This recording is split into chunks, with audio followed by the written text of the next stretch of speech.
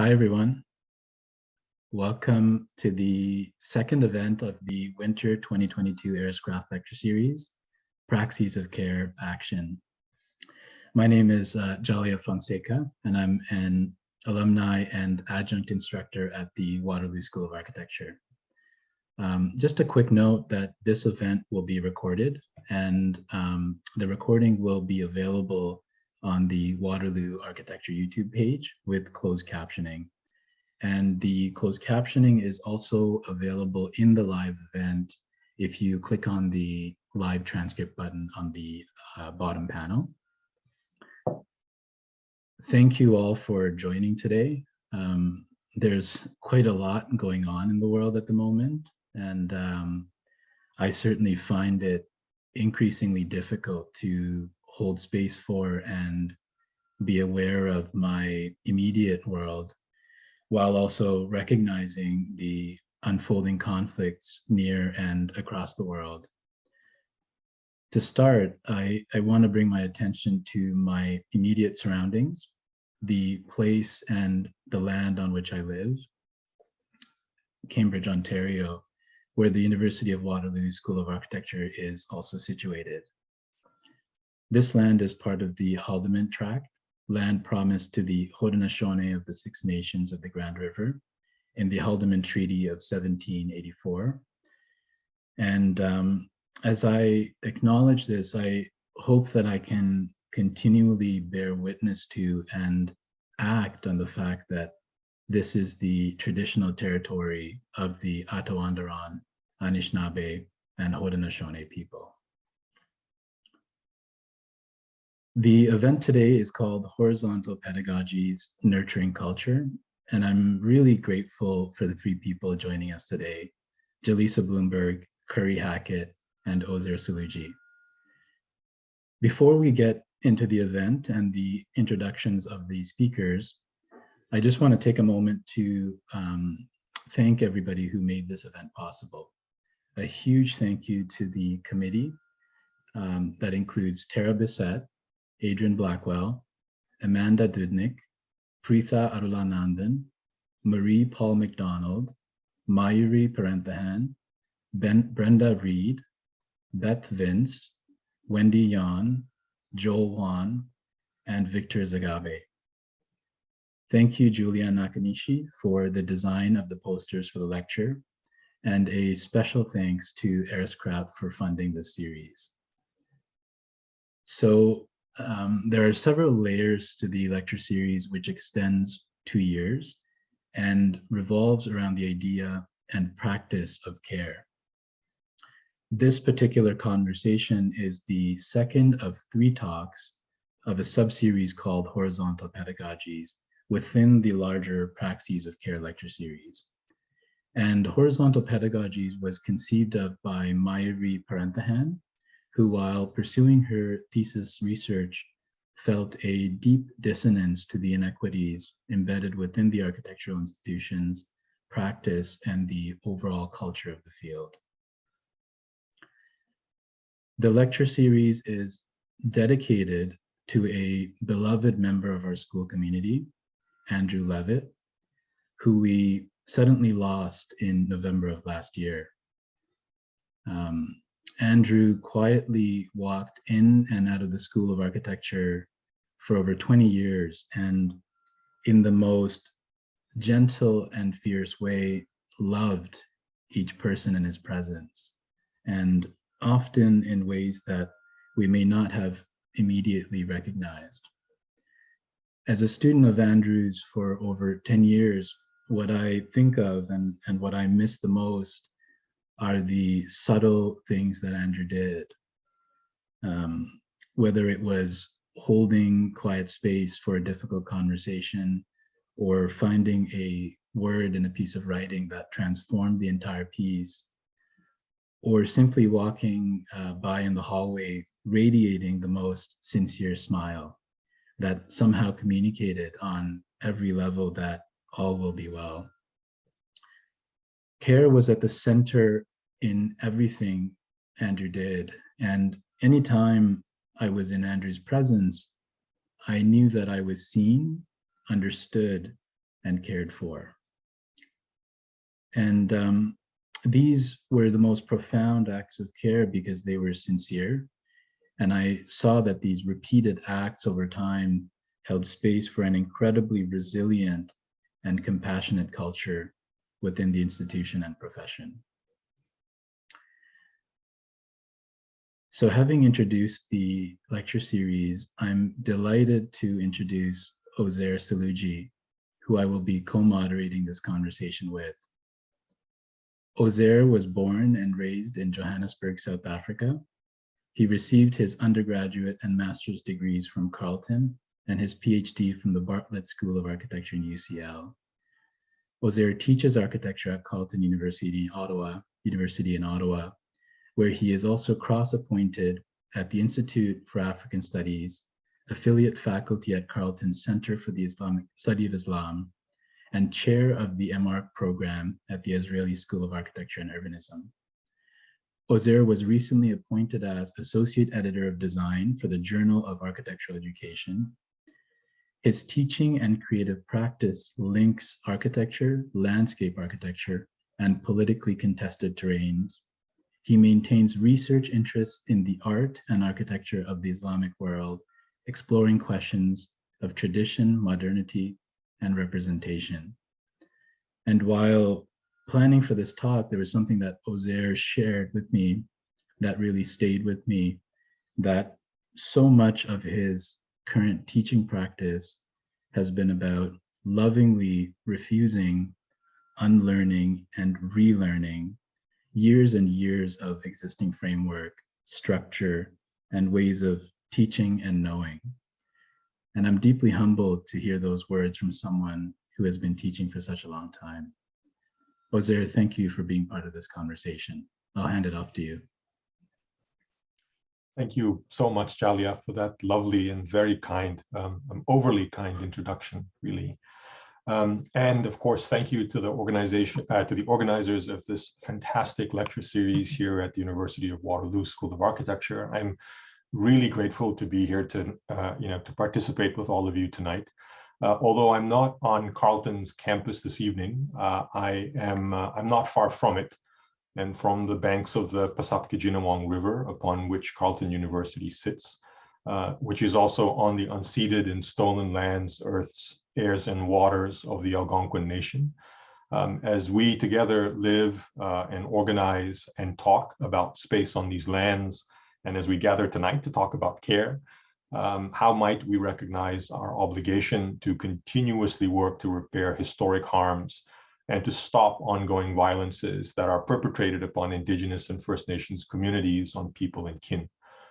Settler colonialism, of which architecture and the design professions are profoundly complicit in, has wrought untold violence and intergenerational trauma to land, people, and non-human kin, and continues to do so through unlawful resource extraction, racism in spatial, urban, and design systems and institutions. And so to that extent, I'm extremely grateful to the work of the university in crafting, and the school in crafting this lecture series, and also to the Treaty Lands and Global Stories Collective here at the school.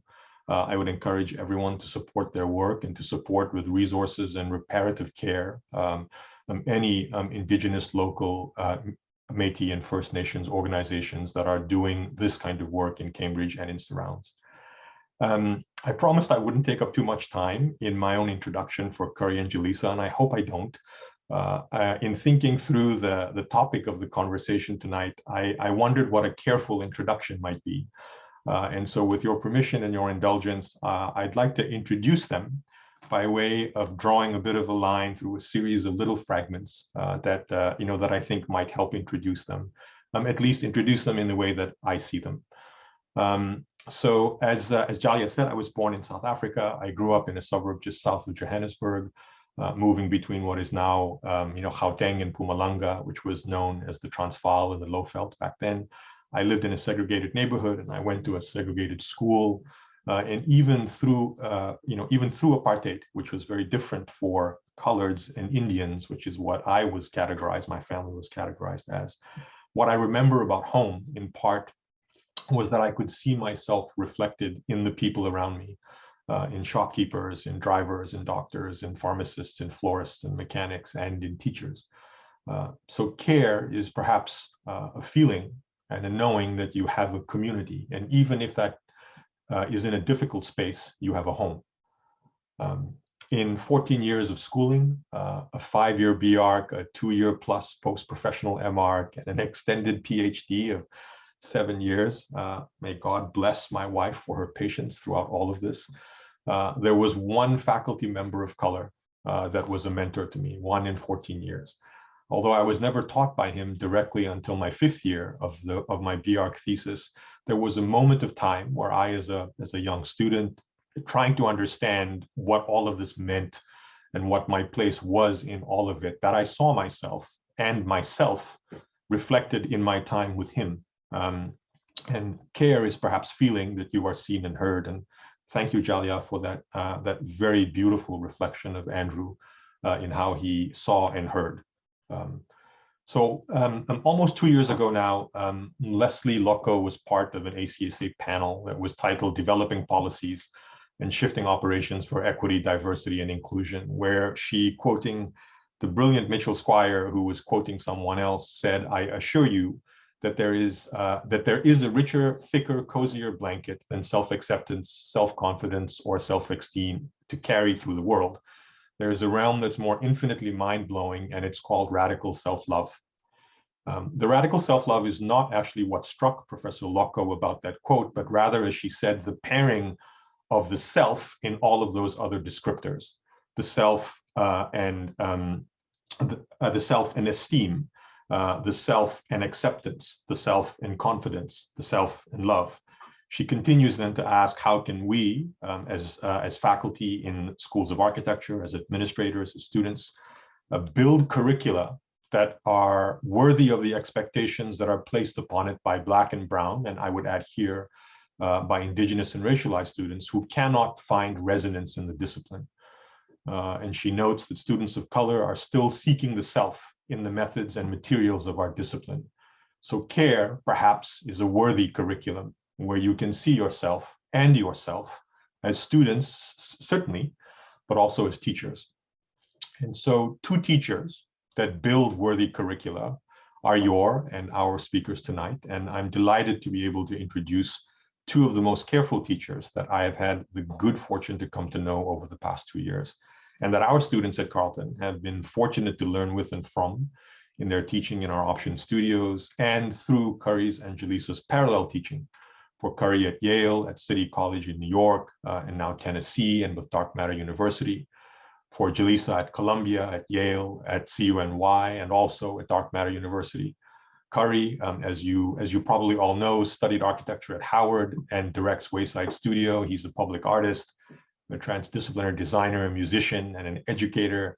Jelisa studied at the University of Texas at Austin. She has an MFA and an MArch from the New School at Parsons and maintains a design practice, this spectacularly named Unother practice, and currently serves as the principal investigator on a Mellon Foundation grant, a really, really big grant with the brilliant artist Derek Adams. And so care is also teachers and designers who understand the contours and context of community, of being seen and of being heard, of always building worthy curricula. And that those curricula are for dismantling systemic issues and for offering space for emancipatory imaginations. We asked Curry and Jelisa to teach in our core studios because care is not an elective. Care is a practice, and it is a praxis. Please join me in offering the very warmest Zoom welcome to Jelisa Blumberg and to Curry Hackett. Oh, thank you so much, Ozayr. That was so kind. It was awesome.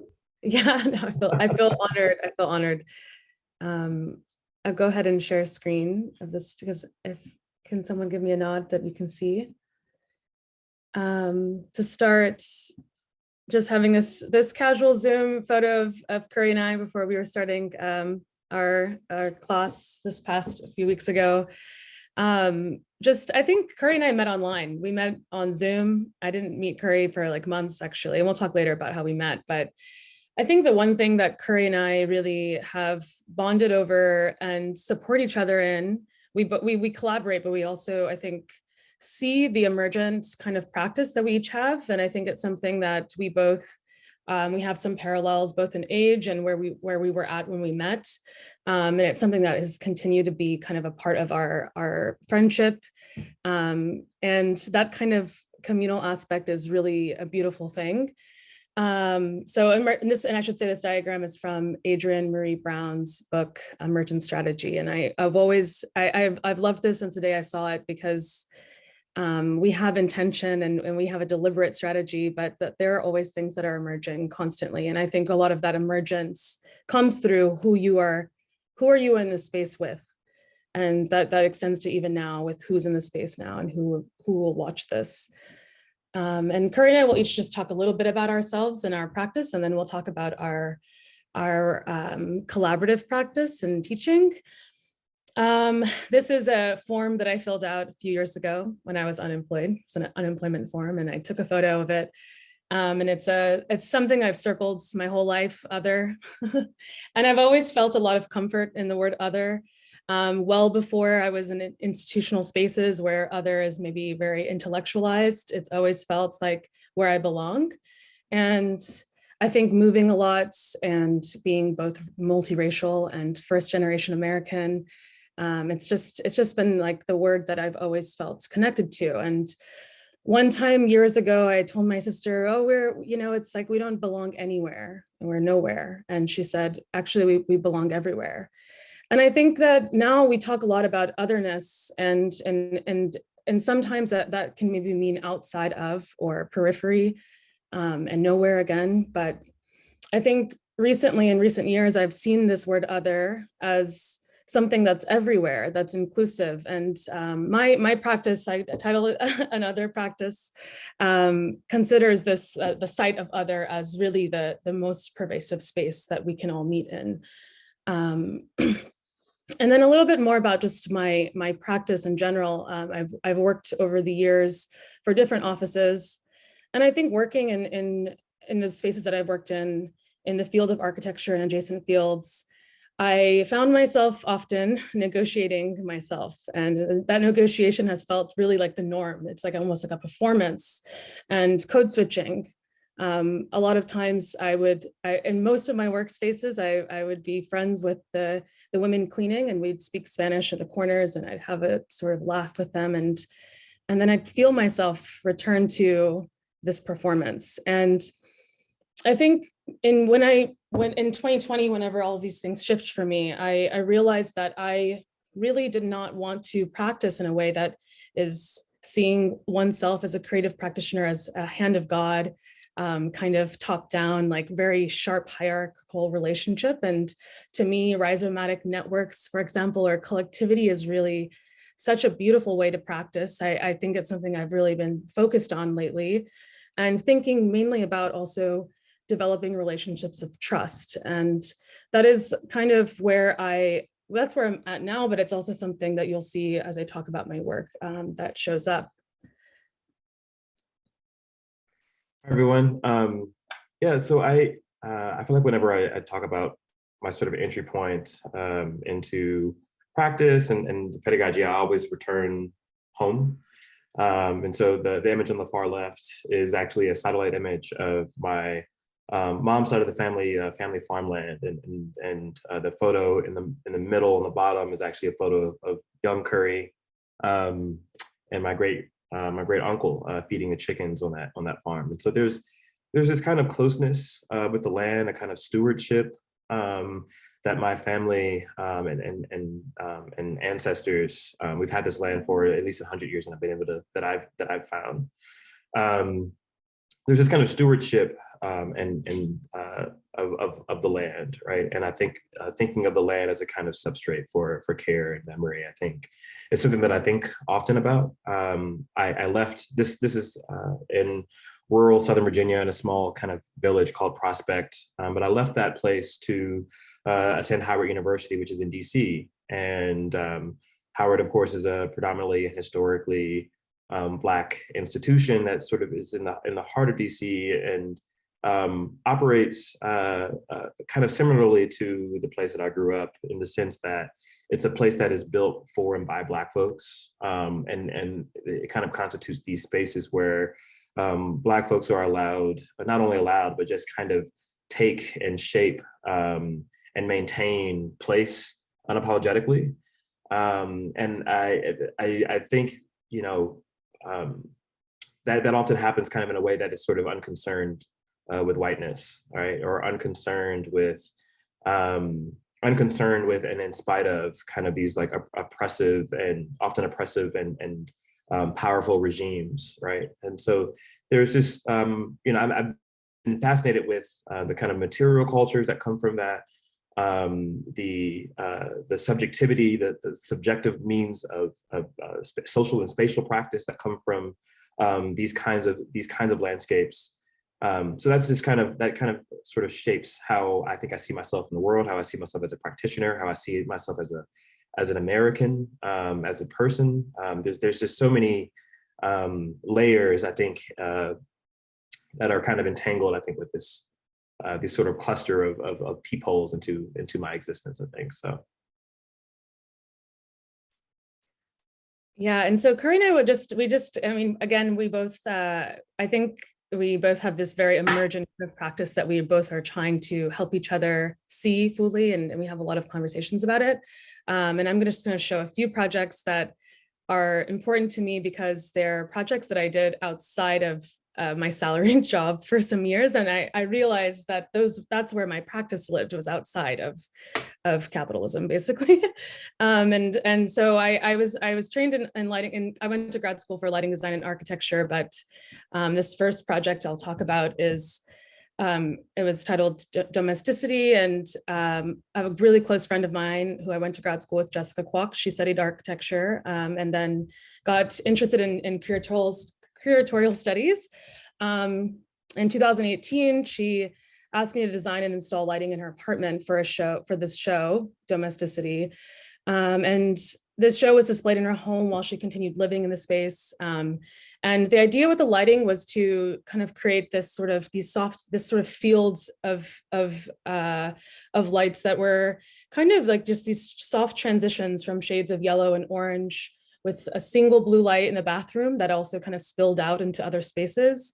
And it became this sort of technicolor fields and a kind of contextual backdrop for the works throughout the space. And all of the works related to the domestic space and how domestic spaces are also more and more becoming like kind of like places for like commerce, and because of technology, that there's this kind of this relationship between the domestic space and capitalism. And so in her space, the works were on the floor, in the bathtub, on her bed, on walls, but the idea was that they were lit with white spotlights, that were very warm white. And all of the lights were like, the idea was that they were also not seen. So they were just kind of like allowed the space to be illuminated. Here's another set of images. And so the idea is like also just setting up a scene, like that the environment became this kind of scenic environment that were in her home, challenging like the typical settings of viewing art. Usually art is viewed in a white, at least and this was in Chinatown, New York. And a lot of the galleries in Lower Manhattan are these white box galleries where everything is very brightly lit and very evenly lit. And it's almost like implying a kind of neutrality. And it's becomes, these artifacts become void of context or environment. And in this case, these works are seen in the domestic space. And then a year later, she invited me back for another show that she had curated. And this show was about decoration and the socio-political implications of ornament as it pertains to the domestic space and inherent labor. And so then in this instance, we tried something a little different that was more about kind of a more sensitive approach, where there was this sort of field of very, very high, it wasn't actually quite white light, but it was like a very warm light that was like flooding the whole space.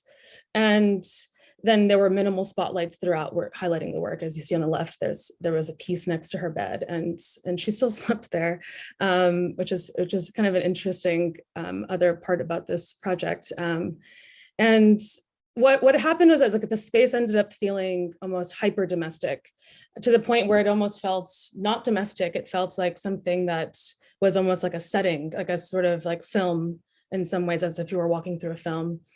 And I think that lately I've been thinking about, what does lighting have to do with my overall practice? I do call myself a transdisciplinary designer, but I think when I think about this time of thinking about lighting in a way of, it's so immaterial that when we think about moving through space, there is this sort of sensitivity you're required to engage with. And a lot of times in architecture, we think about hard materials, and it's very hard. It's about tectonics, but I don't work with sound, but I think sound is very related to this, is the sensitivity of our senses of touch, of sound, of vision, and the perceptions and how they vary from person to person.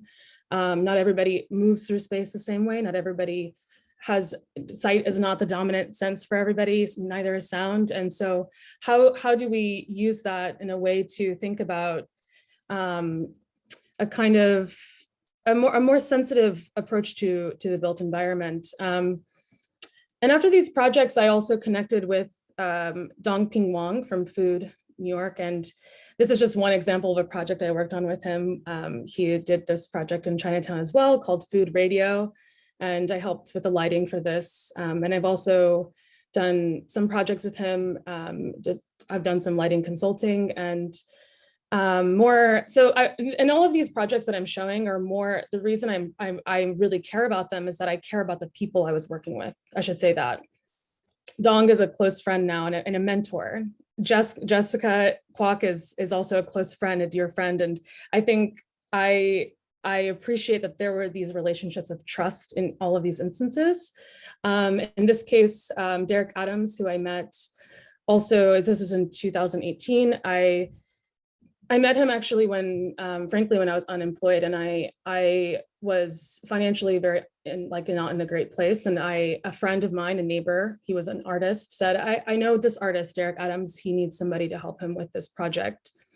And I met Derek and I instantly felt very connected to him. And this project, he had this show at the Museum of Arts and Design that was based around the Green Book. And the Green Book is this traveler's guide for Black travelers in the 30s.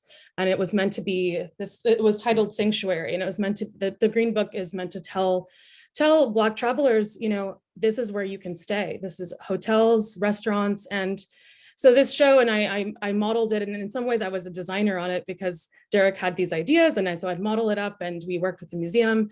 And I thought at the time, because that was 2018, okay, this is a great collaboration, but what do I have, like, how do I work with an artist? And I realized over the years that I care less about what people do and more what we do together, actually.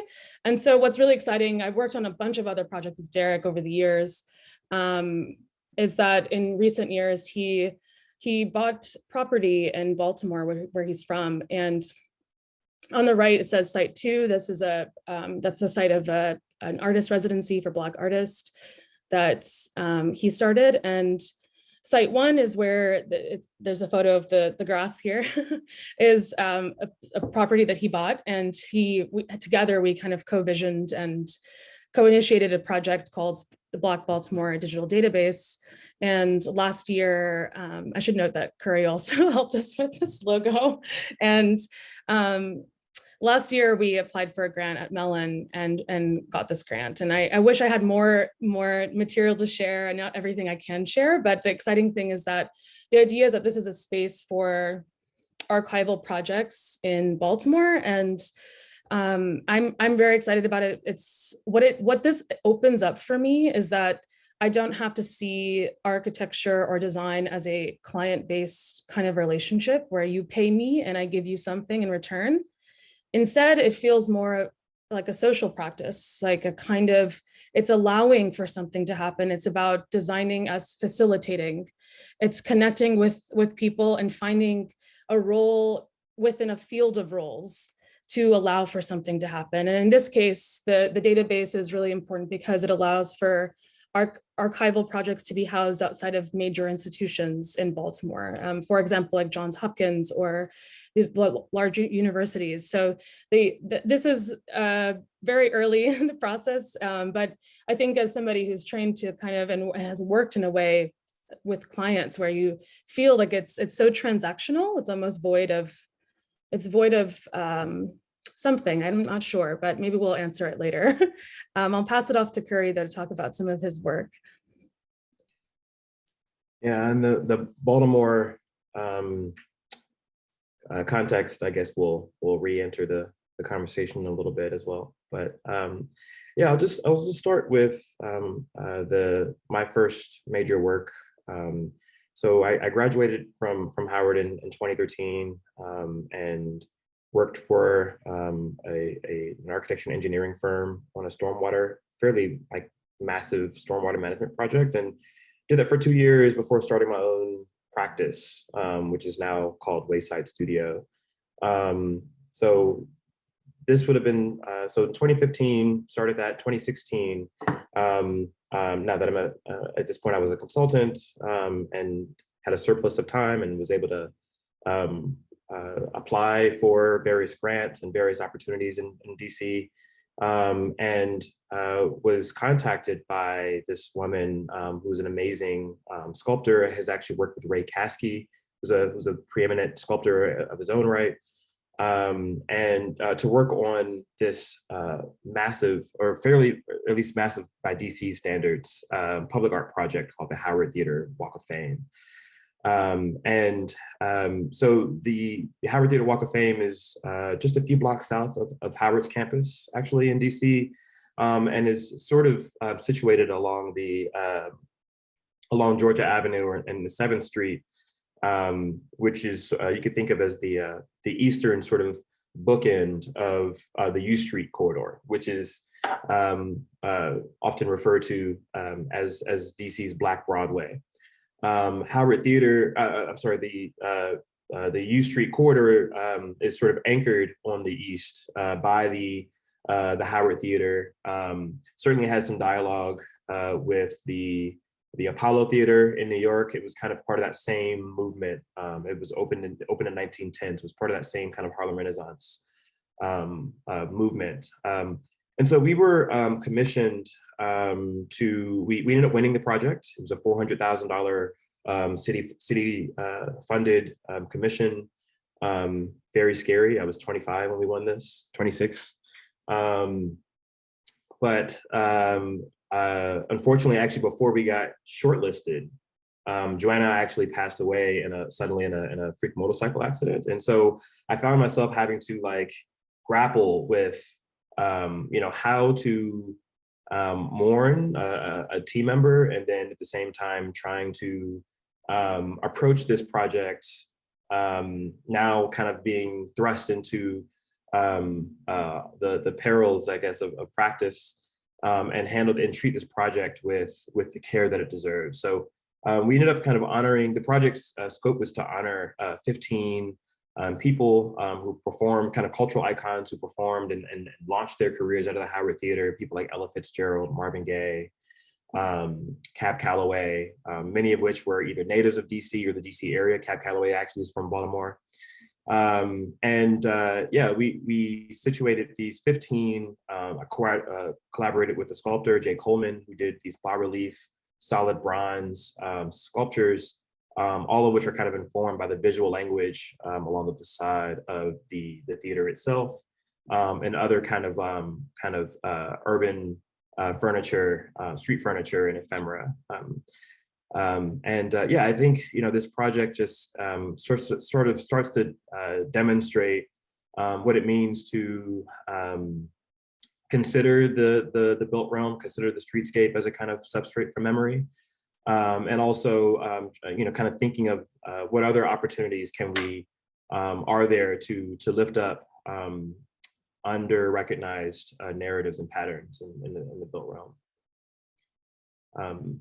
This next project, Dias Flora, was a one-day activation as part of the Parking Day celebration, which is a kind of national / maybe even global initiative in which you, for a day, you take over parking spaces and try to reimagine this sort of residual urban space as a in a way that's alternative to kind of just having to be delegated to an automobile. So I collaborated with the Landscape Architecture Bureau, which is a landscape firm in DC, and we designed this 30-foot long kind of sculptural infographic that shows the population, Black population in DC since the city's founding in 1790. DC was actually America's first predominantly Black city, and so we just kind of wanted to juxtapose this trend. As you can see in this left image, the population rises quite sharply up through the 70s and starts to fall around the 80s. And at the same time, you can't really see it, but we show along the ground plane that the white population is actually increasing at the same rate. And we use the heights of these various plants in the front to kind of sort of reinforce this linear sort of trend, and invited community members to come up to this project and see the work kind of contend with this 100+ year history and actually take plants away to kind of simulate the movement of people. So in a way, we were just trying to illustrate what we felt constituted a kind of regional diaspora in the sense that Black folks, DC is kind of dealing with some of the most intense gentrification in the nation. What does it mean to kind of involve a community in sort of learning about the forced migration of a marginalized people? And again, kind of using this as an embodied means of telling stories. And then lastly, this is the most recent project. This was a solo gallery exhibit that was part of a larger research effort called Dry Long So, an ode to the Southern Black landscape. And this was, it was a gallery installation that took part in 3 components. I ended up calling home to my family who either grew up or lived in Prospect back on that farmland, and just asked a bunch of family members what that existence was like for them, or how relevant it was to grow up on or near that farmland. And so I spoke to my mom, I spoke to my sister, who's 25 now, all the way up to my grandmother, who's 96 now. And recorded those phone conversations and translated them to cassette tape.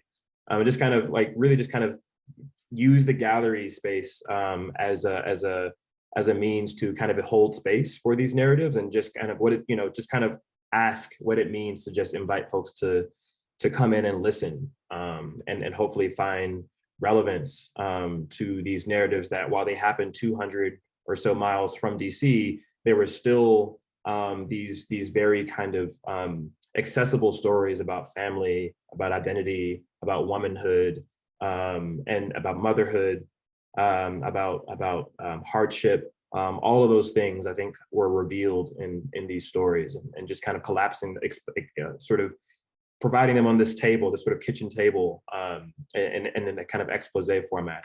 Again, kind of thinking of centering oral history even as a kind of representational strategy for how we can tell these kind of image these stories, image these landscapes.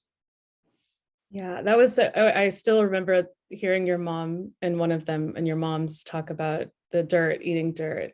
Yeah, as a kid. yeah. There were some really beautiful stories there. I got to see it. It was really amazing.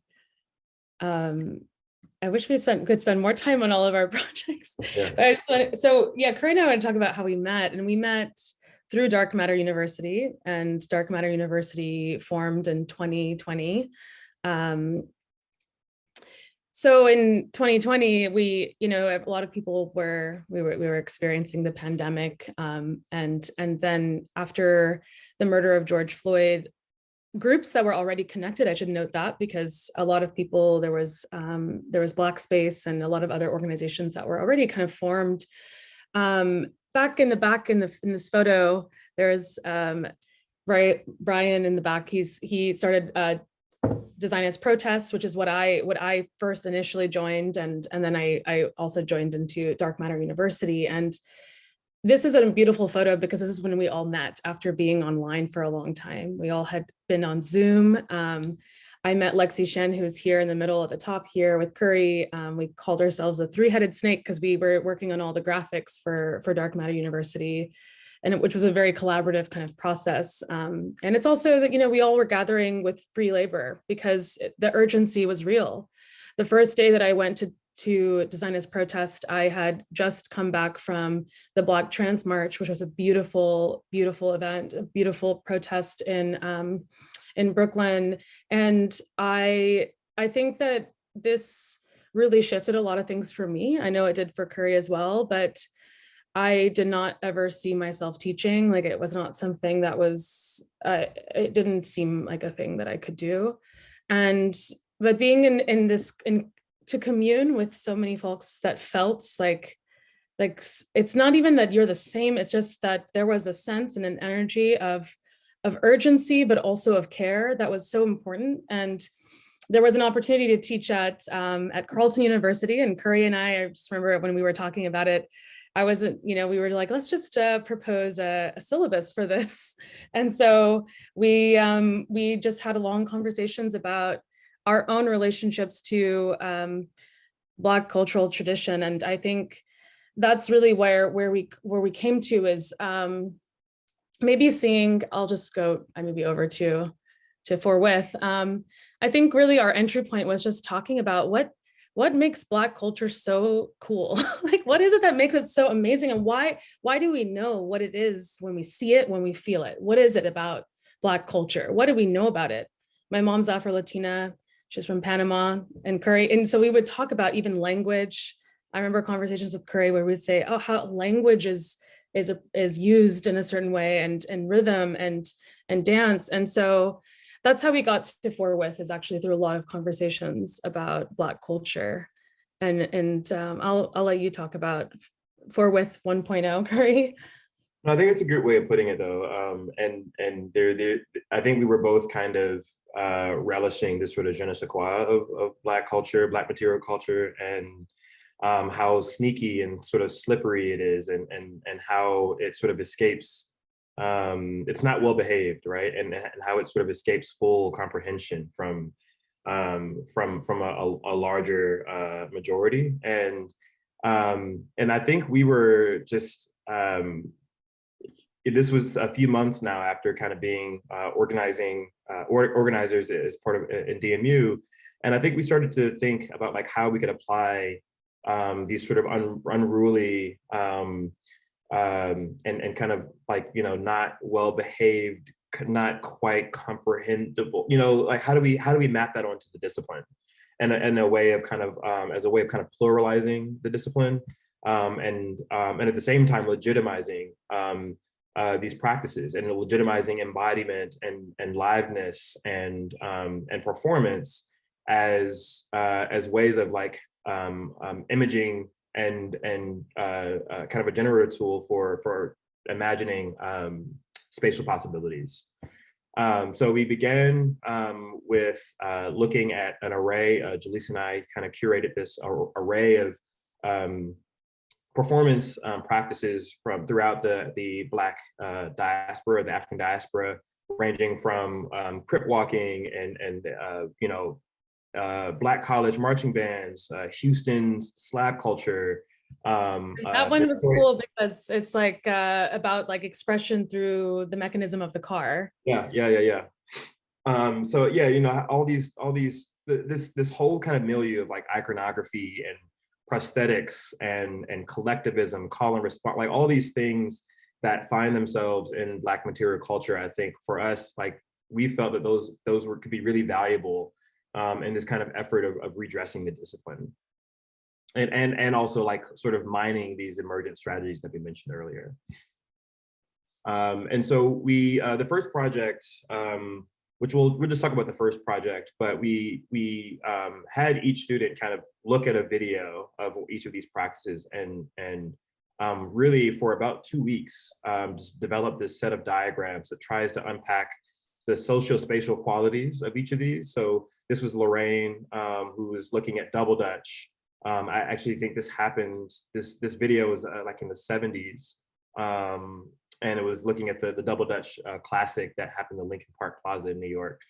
And she was looking at this, I think, sort of like thinking about double Dutch, which is typically like performed by women, Black women, young Black women, so looking at double Dutch almost as a kind of like a Black feminist spatial practice, and sort of looking at the relationships between these sort of static people who are turning the rope versus the folks that are jumping. You can go to the next one. Yeah, and here DJ Screw and the Screwed Up Clique in Houston, Texas, which are known and notorious for a type of rap music that's called like chopped and screwed, where everything's sort of slowed down and altered. And they're also known for, it's also important to note that they were known for drinking purple drink, and it's like kind of this slowing down. And what was interesting about this video, though, is that this is a video that they filmed, and this is pretty common, as like filming in the home. And so inviting the viewer, inviting a gaze into the home, and the kind of intimacy that provides to have Black men communing and freestyling together.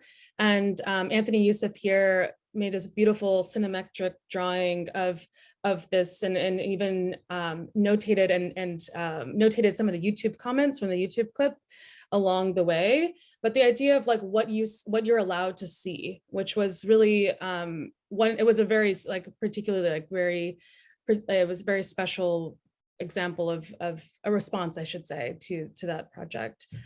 I'll just add quickly, like I actually really loved throughout all these projects, Alia's here and Anthony's in the previous one, that they were citing, you know, these like highly subjective activities, and in a way, I think it also kind of like revealed, you know, almost like a kind of counter politic, or revealed a kind of maybe almost disciplinary critique of how of citation, right? Conventional citation. I wish we could show more of this one, because there were so many that were so great. Yeah, and I think that was a really amazing thing too, as to how do you legitimize the producers of culture. And then that's what was so exciting about this, is like a lot of the students were able to dig through and find names and name who was doing what to be able to legitimize and also document these practices. And so then we were asked again to do forthwith, and we did change it up a lot at Carleton. It's again a 6 week course. The last one, we should say that was also, we were preceding another studio from folks from Dark Matter University, Jen Lowe and Killian Riano, but we don't have much time, so we're gonna just jump into 2.0 forthwith, making a scene. And this past round, we asked students to look at Baltimore, actually, which is the project that I was talking about previously, and asked them to just think about what it means to draw, to see, you know, this a street and develop scenes around what they project is happening in along the streetscape. But we started off with a lot of readings, and we're just going to show a few of the kind of responses to this first exercise. And this one, for example, was a response to Dark Matters, which was it's a book about surveillance. And then there were a couple of other readings that influenced this. There was a pair that worked together, and they made this diagram and annotated text about performance and surveillance. Like, what is the difference between performance and surveillance, and at what point do you move from surveillance to performance, and the different ways that surveillance shows up in culture, you know, and then also there was also a note about surveillance, dark surveillance, which is similar to the George Floyd murder. Is you have a video filmed on cell phone that allowed that to seek justice, that for people to understand and know about this. And I could go on about this, actually. I'm gonna just move on to the next thing. That's a whole nother topic, actually. And then in this case, two students also looked at topics about performance studies and theater studies, as well as thinking about utopia and dystopia. And so, like, for example, Anita Hill here, who was on trial for a sexual assault, is it's a very famous trial. The idea that there were different ways that there's the scene, there's the ab scene is the experience that she had that is not recorded. And then there's also the mise en scène, which is her in trial talking about this. And we asked these students to just really unpack and find connections between these readings. And the idea there was thinking about the different ways that we see and are seen, not only through like the real, our real environment, REAL, but also through film and image. And we asked them to look at the site through Google Maps and image the city, basically, to make that the power is in the image. And as architects, a lot of times you're asked to make all these plans and you're asked to dictate what is going to happen, and you're talking about the future so much, but we were asking them to think about the image. And just gonna hop over to some of the images that we got, and the students made all these incredible models. And there's one digital model, but all these models of different spaces, of nail salons and jewelry pawn shops and laundromats, storefront churches. And so we did this exercise where everyone kind of swapped around to then work together on a set of films about the streetscape in Baltimore.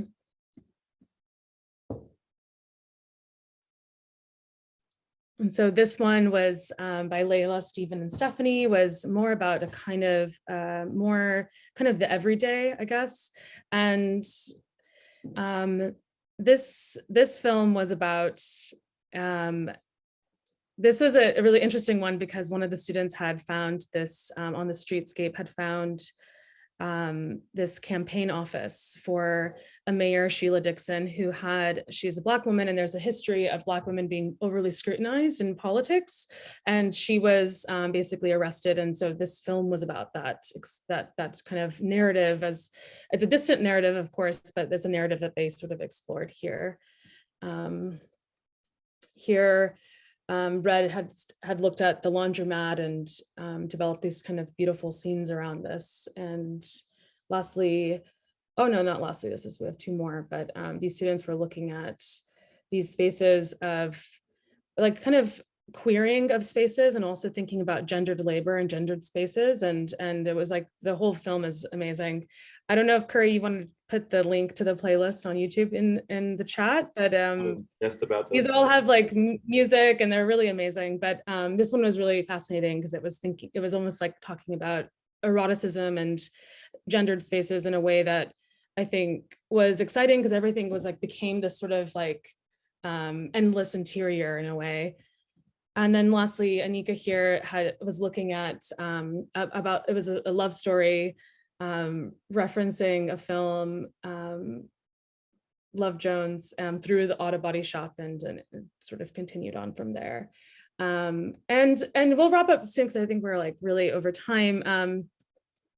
Just this collaboration between Curry and I also influences our own teaching. And last semester I taught at City College in New York, and I had gone to Panama last summer and was thinking a lot about active nostalgia, but I also was reading a lot about the Caribbean, kind of like the fact that I read this thing about how New York is a Caribbean city, and I was really fascinated by it.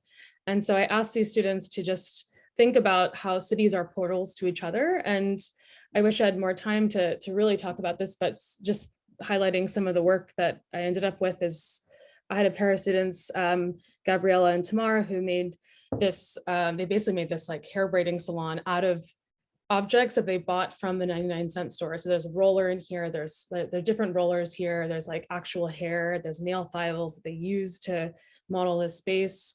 They made a video from it, a nightclub here, modeled here, and just a collage.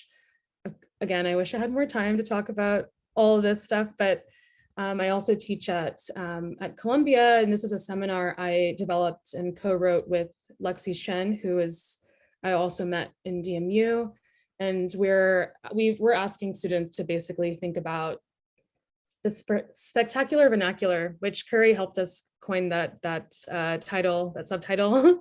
And just thinking about the vernacular of our cities that is not always seen as architecture, that it's been designed and in this way, it's like it's almost outside of that space, but in a way is what makes our spaces. And a lot of that is through diasporic communities that have made those qualities exist, whether it's Chinatown or Caribbean Caribbean parts of the city, or it's all there. So it's really asking students to look like at all of that, this spectacular vernacular. We don't have any work to show yet, but we will soon. Yeah, and I think I think I'm so thankful, obviously, for this collaboration, because I think it is coloring so much of how I think about practice and pedagogy. And so more recently, I've been thinking about like how subjectivity can kind of get celebrated in the classroom, and informality and ancestral memory as well. And you can go to the next slide.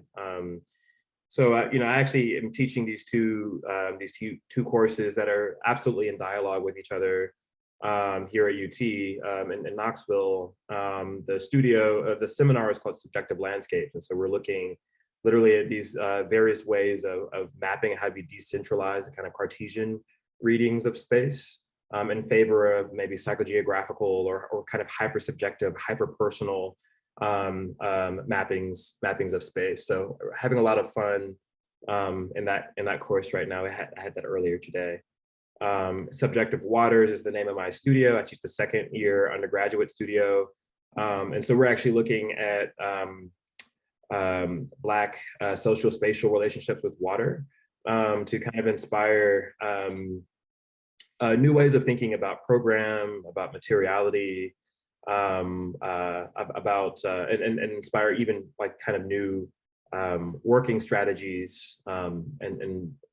So in this case, looking at we're using collage, we're using some emergent ways of drawing, and ultimately this will end in an urban scale group or case study. We're actually going to be building in a kind of messy, recombinant way in this now erased Black community in Knoxville here that was erased by urban renewal. That sits along a creek. So yeah, just having a lot of fun with pedagogy and epistemologies that are all kind of inspired by the strategies that we're lifting up here in Fort Worth. And so, do you think, Jaliya, do you think we have time for the quick exercise? Yeah, let's get into it. Yeah. So we're going to share a Google Doc in the chat, and anybody who's at a computer, which you can access, we ask you to get into the Google Doc. We just want to do something really quick. It should only take even 4 minutes, I think, is possible to do it in that time. Is everyone able to be in here? We don't have plenty of folks in there. Yeah. You said plenty of folks. Yeah. Plenty of folks. Okay. I'm seeing at least one former student of mine in here, so they should be familiar with this exercise. Okay, so what we're going to do is we're going to spend 1 minute on each prompt, and then we'll spend another minute doing a kind of reorganization. And to start, on the prompt 1, the idea is to name a space of care. I'm going to set a timer. Let me get down to 1 minute. To name a space of care or refuge outside of your domestic space. The example that I put at the top was the bodega on the corner. You can start putting in, y'all can start just typing it out. I'm going to start the timer now. I put the bodega on the corner because at times there have been twice where I've been followed down my street, and instead of going home, I go to the bodega, which are predominantly run by, the ones that are Dominican or Yemeni. And I think it's a really important kind of thinking about refuge. Like, it's the bodega. Like I go there when I feel unsafe on the street before I'm home. So we can also just do 3 minutes so that everybody has time to fill out all three. The prompt 2 is what material object in your home feels valuable or meaningful to you. It doesn't have to be the most valuable. I put, for the example, is glasses from a bar in Panama that my grandfather owned in the 50s that I got last summer. I told my grandma I'm taking these. And then the third prompt is, what is a self-care practice that is important to you? I put moisturizing. I think it's a very important self-care practice. So we'll just spend the next, so we've got 2.5 minutes to do that. And this kind of gives you a little bit of a kind of insight into the liveness and kind of messiness, I think, that we bring to our studio. You know, I think there's something really kind of fun and low stakes about just a bunch of folks being in a kind of Google Doc and just typing all over each other and finding patterns. Yeah. And something in Emergent Strategies by Adrian Marie Brown that I really appreciate is that one of the kind of like, not rules, but one of the things that she says in there is there's a conversation that only the people in this room can have. And I find that so beautiful, because it means that, you know, community is always changing, and in any setting, there is a conversation to be had. And so this is kind of just us wanting to like kind of see that happen live. Ozayr and Curry and Jaliya, since you're on my screen, what are y'all putting for prompt 1 and 2 and 3 in our last 1.5 minutes of this exercise? So I jumped real quick, Jelisa, and I wrote my mother's quilting room. Oh, that was you. That's great. And then I think for prompt number 2, what material object is the knitted cap my grandmother made for me, which is the one that I'm wearing right now. And then prompt number 3 actually was cooking the meal that my grandmother always made for me, my favorite. And so I love that. Yeah, I put down quiet space for prompt number 1, which I find really difficult to make space for more recently. I put down, I'm trying to find, colorful sarong, which I brought with me from Sri Lanka, that I always find gives me a sense of warmth.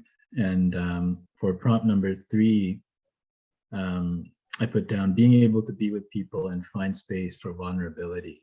And as I was writing that, I realized that is what this space kind of feels like right now. So. I love that. Yeah, sometimes it's objects, like I have earrings that my grandfather gave me, and they're so special. And it's not even that they have value like as a piece, like they're gold, or it's more that he chose to give that to me, and so it has this meaning. Let's see, we have the timer.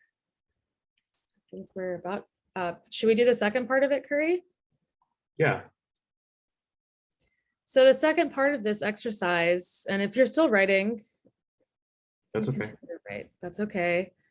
What we're gonna do now is I'll just X this out and put it at the bottom. What we're gonna do is just kind of erase the prompts themselves. And what we ask is that we want everybody to just quickly grab things and categorize them for about 1 minute. And that means, so for example, I might grab a colorful sarong and put it next to Sunnyside Beach here. And I think I'll also do, let's see, evening shower. And so everyone we just want everyone to group things together in this way. So you're starting to like think less about place, object, and practice, and more just kind of grouping things together. And so we're just going to spend another minute. I'm going to say 1.5 minutes actually. And you don't have to ask permission. Everyone just kind of feel free to just reorganize things and allow them to have, I'm going to do 2 minutes. If it has meaning to you, then allow it to happen. I'm just putting some spaces between groups as they emerge.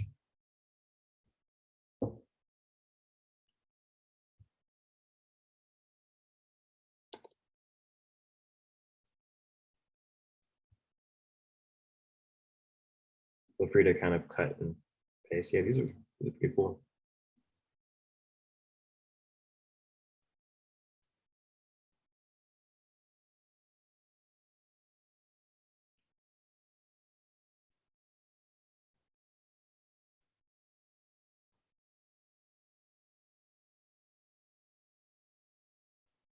I'll let this go for 40 seconds. Everyone should continue.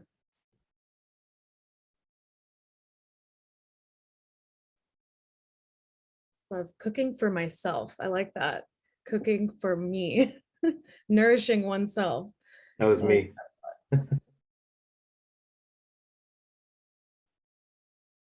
My sister's house. I like that.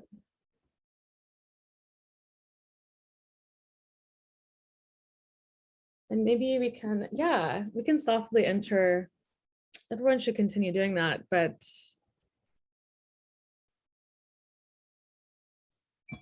there goes the timer. I think everyone should just continue organizing if they want to. There's some really fun things in here. I love restaurant with local immigrant family. Because I kind of understand that one, because I think sometimes when you go into a space that you can feel that there's something really nice about that. It's a very, yeah, it's just very nice.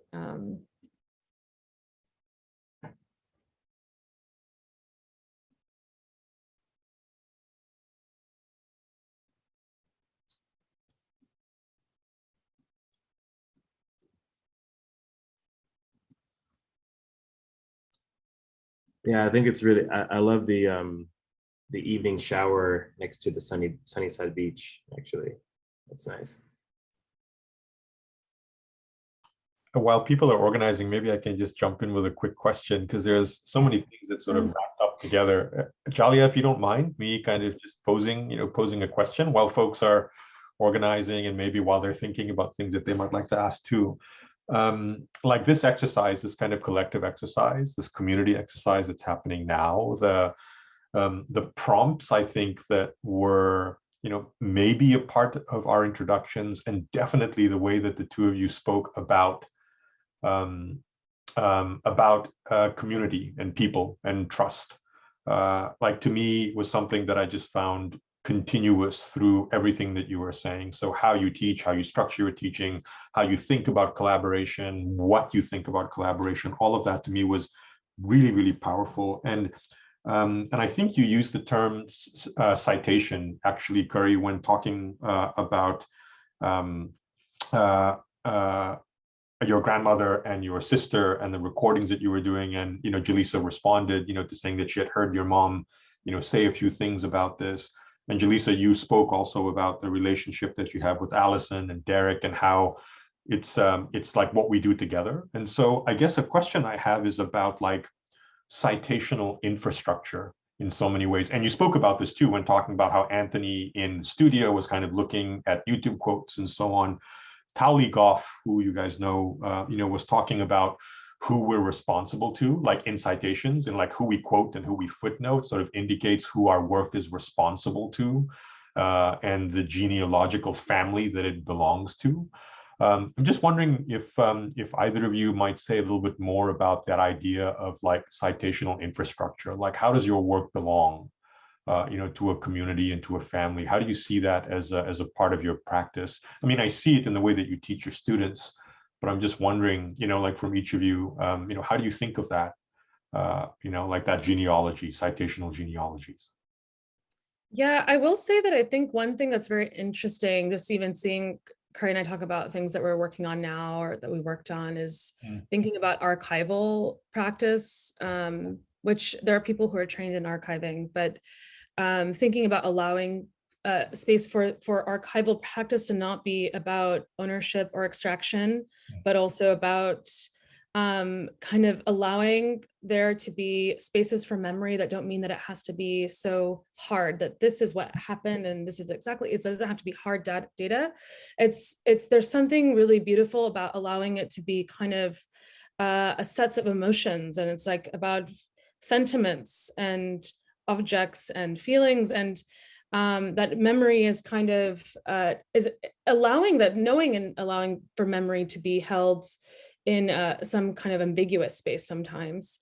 And a part of that is, I think with the citations is Curry and I talked a lot about before the first for with is there's so much that is influencing culture at large. And this is a global influence of Black culture, and particularly Black culture that came through the Americas, Black American, not US American, Black American through even Canada, maybe, and surely, but also all the way through South America. Like this Black American influence on culture is profound. It's profound, and it reveals a lot about what humans can hold. And in the syllabus in that first round of four with, we quoted Victoria Santa Cruz, who's from, she's Afro-Peruvian, and she wrote something about how they couldn't enslave rhythm.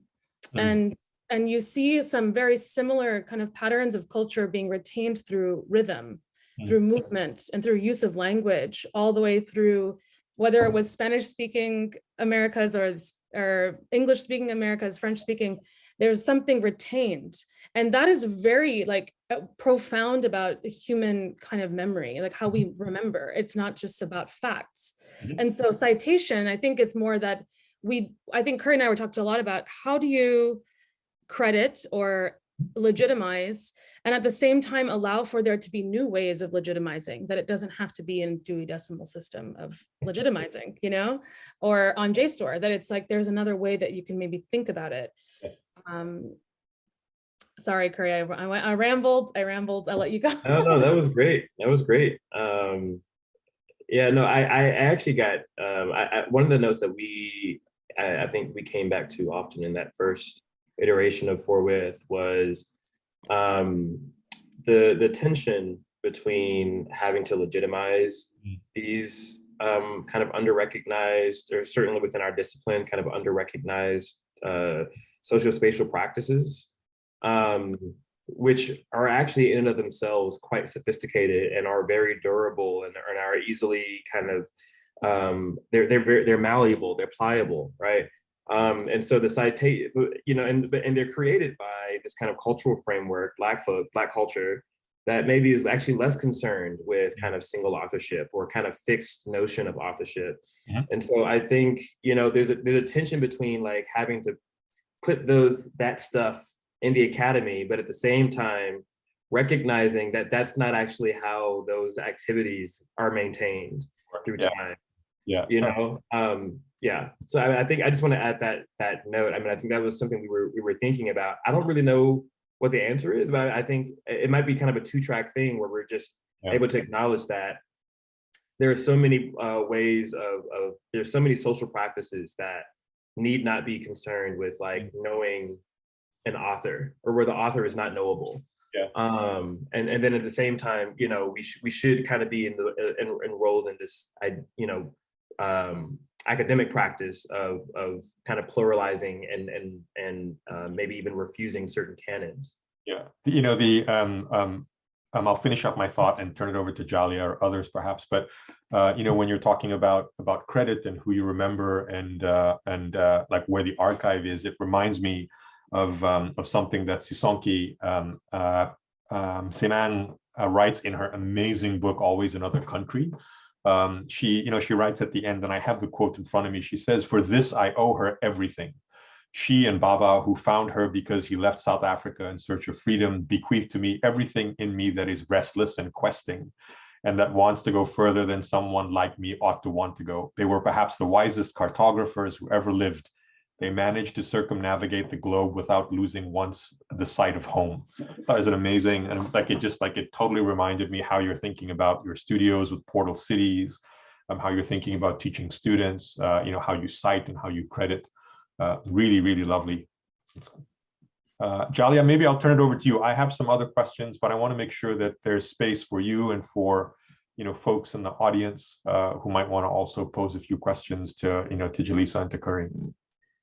Yeah, I mean, maybe I just have a thought that maybe it's a question. It's mostly a thought, but it's something that you said, Jelisa, at the beginning of when you were sharing your screen. that had to do with how we kind of find the space or the people or the kind of relation to be ourselves. And, this really stuck with me because it feels to me like if we were able to find that we can kind of perform and kind of be in the most true self, and that would probably reflect, I think, so much of what we do. And I guess I wondered, how does this happen in a teaching space? How do you kind of create spaces where everybody could feel like they could be themselves? I think I feel like it starts with being yourself. I feel like that's tough. I feel like it starts with even, I can feel myself uncomfortable even saying I did this job while I was unemployed, or while I was having financial insecurity. That's something that's very uncomfortable because it's so taboo. And I think in the space of institutional knowledge and learning, there is a lot of ways that people are outside of that space. And there's so much knowledge outside of institutional spaces.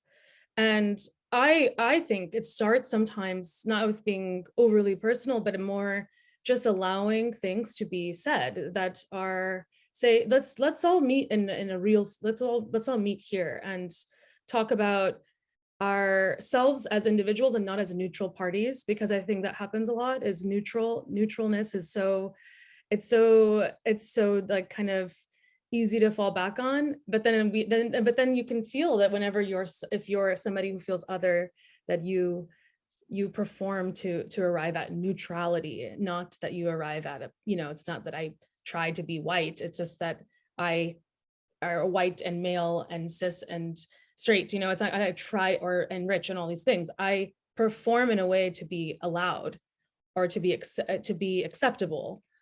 And that's the thing that I think is like not having to perform with the students that I teach. I don't want to perform in front of them. It doesn't mean that I'm not, it doesn't mean that I'm like, I don't know. Maybe I'll let Curry talk about that, but that's what I mean by performance. But I think that's right. I mean, I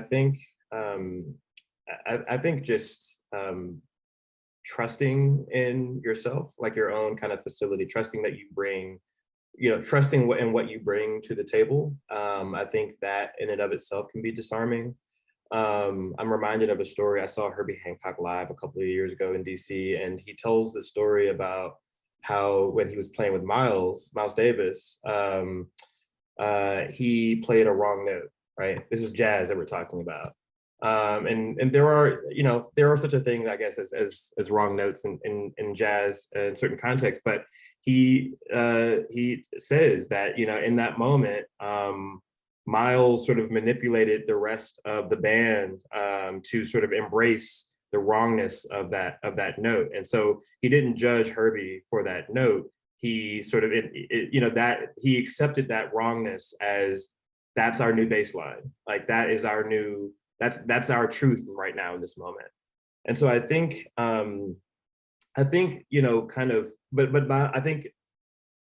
this is also Miles, right? Like Miles is trusting in himself and kind of trusting in his own, trusting in the people that he is working with and collaborating with, so that, mistakes aren't necessarily seen as a pejorative, right? And I think that sort of is just such a powerful kind of disarming agent when you're talking about collective work. And I think something that that Jalisa and I have always been thinking about, especially after in the wake of the first For With studio, is it's not even just purely collective work or collectivism for collectivism's sake. It's actually establishing an interplay between individual contribution and collective output, right? Because both of those things kind of need to happen, and folks need to be able to trust in themselves and trust in each other for there to be anything of value on the other end, right? I hope that made sense. it does make sense. It did make sense. I like what you say, Ozayr, care and trust as substrate.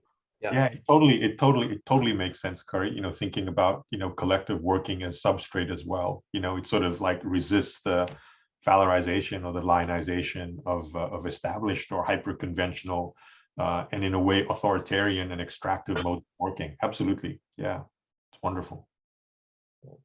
I wonder, Ozayr, if we could turn it over to the audience. I'm just Yes, being absolutely. mindful of the time and curious if anybody has any thoughts or questions. Please feel free to turn on your camera. I was going to nominate Melrose. Yeah, okay. I will go ahead and say thank you for the lecture. I really, really enjoyed it, and it was very, very enlightening.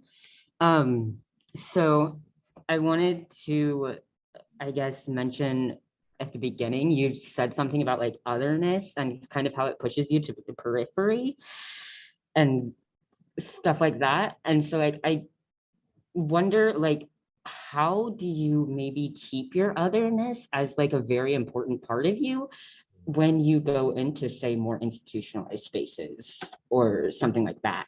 Yeah, so I think I said what I intended to say is that otherness is often, it can be perceived as periphery, it can be perceived as outside of, but I think in a way of feeling empowered by the idea that otherness is everywhere, it's not that it's nowhere, it's everywhere, allows me to enter spaces in a way that I don't have to kind of speak to otherness as periphery. It's more that you can meet me, we can meet each other, and I think that's where it's like I can meet Curry and talk about Black culture with Curry. I can meet I can meet people with the idea of otherness. But I think if everyone starts to see that not as outside of, then there's a very beautiful kind of way that you can meet each other. And I think it's also just myself coming to understand that word more, because it's something that's seen a lot. And I think I've heard it a lot in the last few years about otherness, and it almost sounds kind of negative sometimes when people talk about it, that it's a bad thing to say that something's othered, but I kind of like, I like that term. I like it because I live there, like emotionally and identify with other. So. Yeah, I mean, I think that for me, I think that makes sense. I mean, I think I often use the word unapologetic and unconcerned in speaking about myself and how I find myself in certain spaces. I think, unfortunately, for folks that maybe are kind of maybe more systemically othered, like I think what's, that also kind of is embedded with real risk or risk of real harm. Right. So, I find myself now in Knoxville, which is frankly a very white space, a very white part of the country. And otherness has been, and this is obviously in contrast with my experience at Howard and in DC. So otherness can carry real risk and can carry real harm. But I think that is the alternative is that I sort of homogenize myself or I perform, right? And so I don't know what I don't know if there's a definitive answer, but I think it's maybe just worth acknowledging that there's both. It's got to be kind of like a both and, right? Where you have to kind of be fearless in how you operate in other spaces. Because you're kind of operating on the assumption that other folks will suddenly be unothering you.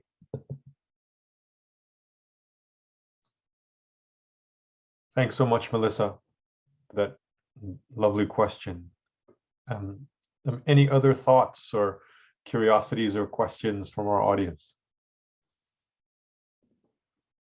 Hey, I wanted to ask really quickly on otherness, because I actually got introduced to the term last semester through a brief introduction of research. I think, like, I was going to ask how and what would be a solid definition of otherness to each one of you, and gathering from that, because honestly, I'm still confused about it, and I would like to get a better understanding of it, if that makes sense.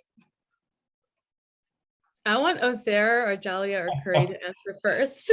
I was going to pass it actually directly back to you. Singwei, thank you for that really wonderful, probing, tough question. It's a great question. Curry, Jaliya, Jalisa? If I can kind of maybe parrot myself a little bit from earlier, I mean, I think thinking of otherness as on the one hand kind of uncanny, in that like it's there, it kind of like hangs out on the periphery of understanding, but at the same time it's normal to the folks that are maybe similarly othered. So I think it's kind of two sides of the same coin, and it's how you operate within in relation to a majority, a sort of dominant or prevailing majority. But then to me, I also see it as like a kind of celebratory phrase or a celebratory title, yeah, maybe it kind of functions more as a badge of honor, so to speak.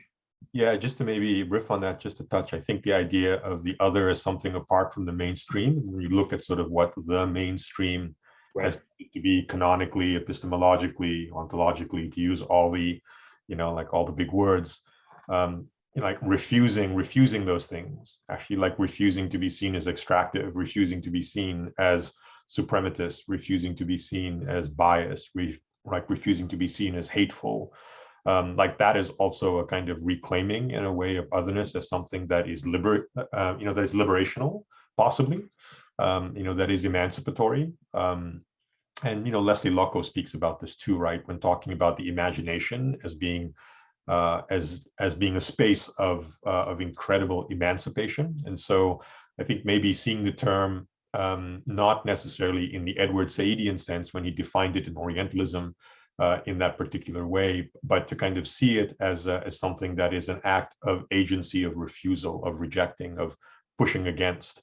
Like to me, like just maybe build a bit on what Curry was saying, is a way to sort of reclaim the term as a term of repair, not as a term of distancing or as a term of exclusivity.